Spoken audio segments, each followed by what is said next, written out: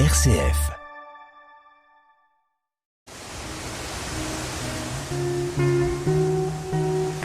Escapade en Champagne. Un voyage au fil des siècles, des gestes et des savoir-faire. Christopher Faustent.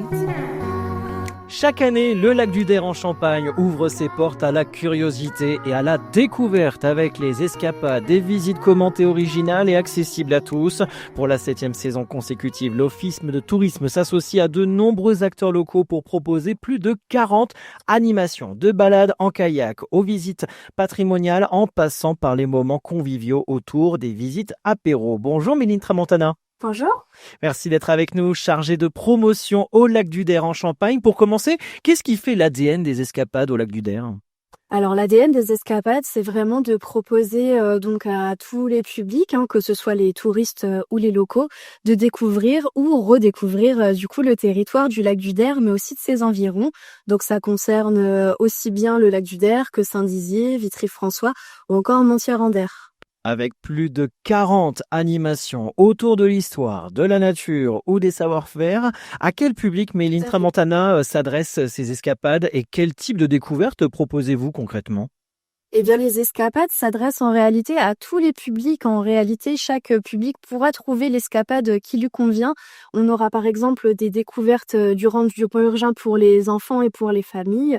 On aura des visites plus techniques, notamment la visite technique du lac du Der pour comprendre son fonctionnement, son histoire, mais aussi son rôle en tant que lac réservoir.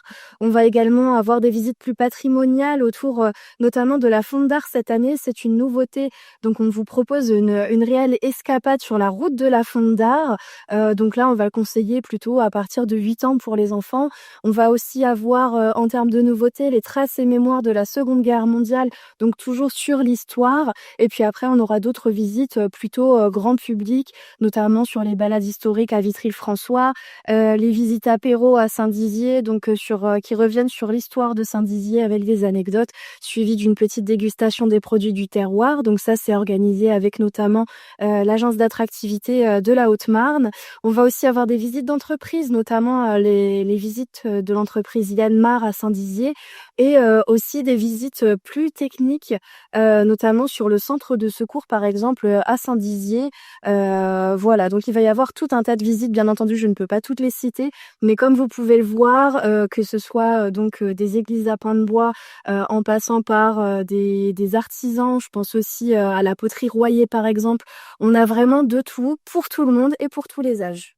Si vous deviez donner envie, Méline Tramontana, aux habitants et aux visiteurs, à nos auditeurs, de réserver dès maintenant, quelle escapade symbolique le mieux l'esprit original et convivial de cette programmation 2026 ?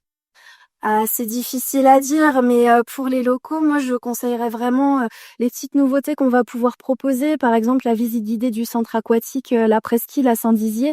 C'est vrai qu'on peut tous se rendre au centre aquatique, mais on ne sait pas forcément comment ça fonctionne. Donc c'est un petit peu ça aussi les escapades. On peut aussi bien découvrir le territoire et son histoire. Par exemple, pour les touristes, je conseillerais l'histoire du lac du Der pour vraiment revenir sur le rôle du lac du Der, son histoire, pourquoi il a été créé.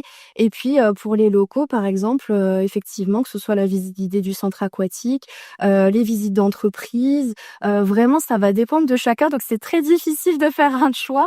Et puis également, donc, je tiens à préciser que les escapades, ça commence le 10 février et ça va se terminer fin octobre. Et il y aura même des animations d'Halloween pour les familles. Donc ça, c'est pareil, c'est pas seulement pour les touristes, mais aussi pour les locaux, pour faire des petites animations un petit peu plus ludiques et un peu fun pour toute la famille. Pour découvrir le programme complet des escapades 2026 et réserver votre place, rendez-vous sur le site de l'Office de tourisme du lac du Der. Merci Méline Tramontana. Merci à vous.